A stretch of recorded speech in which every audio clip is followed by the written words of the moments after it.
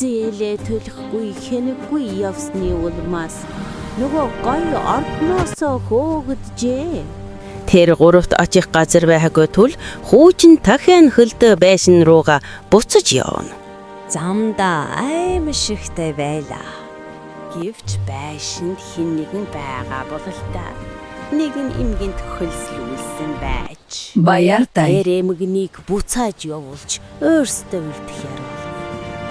Бас нэгэн шид тэмдэн түр төвгүй өөртөө зам гаргаад л явчлаа. Улаанбаатар орж цагийн ажил хийж зээлээ төлөе. Угаалгын өрөө 0 цэвэрлэх ажил олдно. Үгүй юм бэ нэ. Чихэр иддэг бичлэг хий.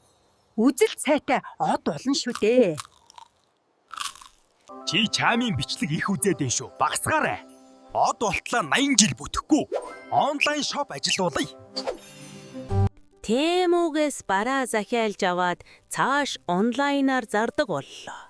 Хилмэнгтэй болж сайрхан байлаа. Даанч асуудал үүснэ шүү дээ 8-нд. Заавал үлгэрээ цааш нь комментоор зохиож бичээрэй хүүхдүүдээ. Шууд санаа чинь таалагдвар үлгэр болгоно. Буцаая. Би чамд хүүхдээний гутал загсан юм уу? Энд чинь юу болж байгаа юм бэ? Ногоон амтан минь.